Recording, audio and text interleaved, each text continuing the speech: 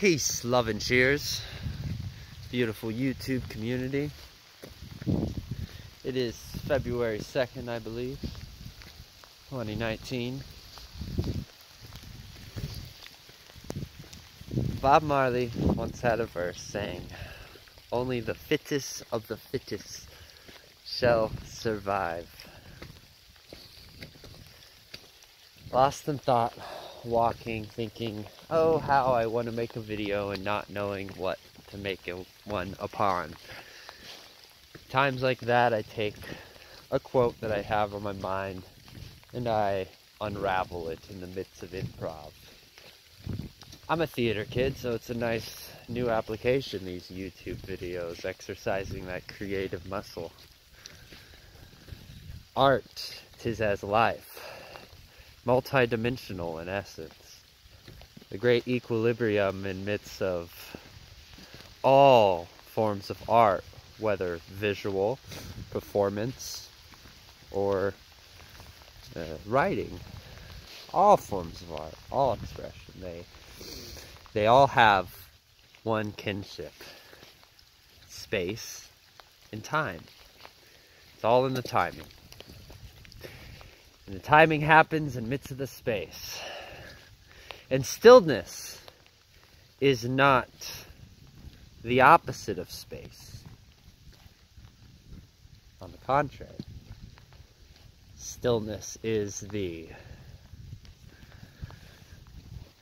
glue, the fluidity of space. But digressing, food for thought.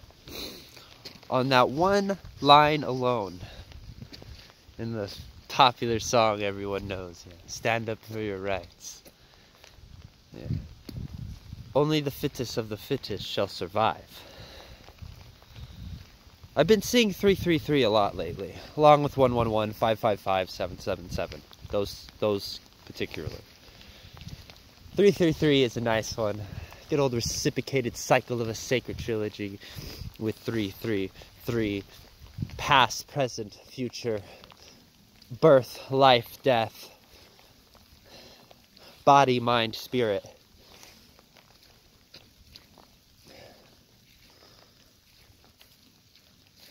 When you're spiritually awakening, or you're at least taking gratitude and compassion for the ways that your sleep is serving as cues for your awakening, your body, your mind knows it.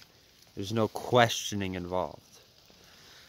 In a world where we're so fixated on thought, so fixated on the tool, we forget that the most powerful of things, that they require no questioning. This doesn't mean don't question. Question. Have a salsa dance with the Socratic method, if you will, which simply suggests, proposes the Socratic method, as timeless as all thoughts may be.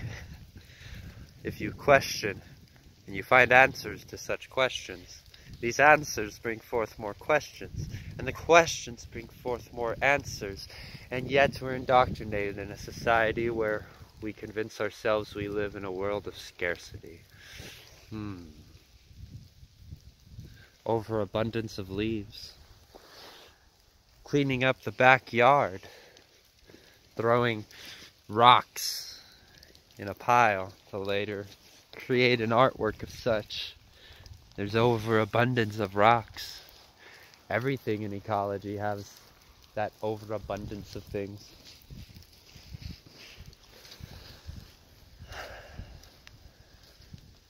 Not perfect at all. Such an imperfect human being as all we be here on the cosmic library, cosmic school of planet Earth.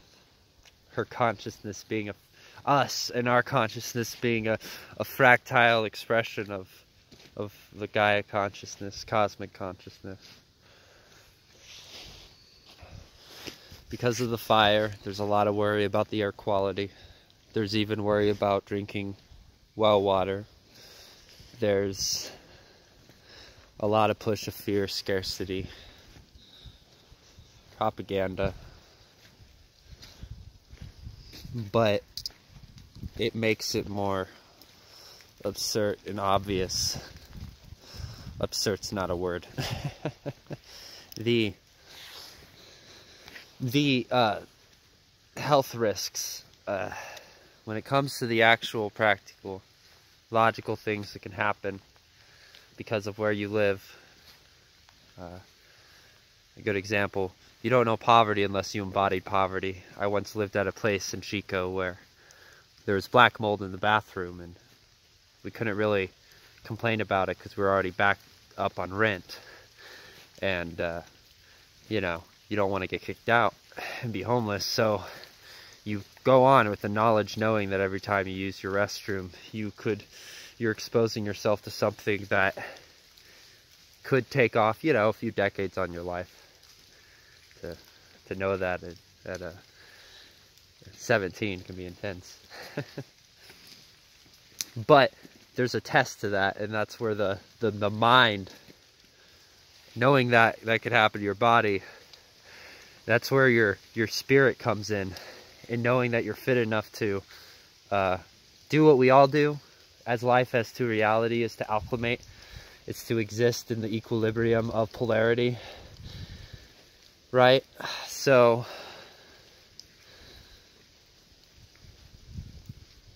there's something to that. That is to say, know that if your spirit doesn't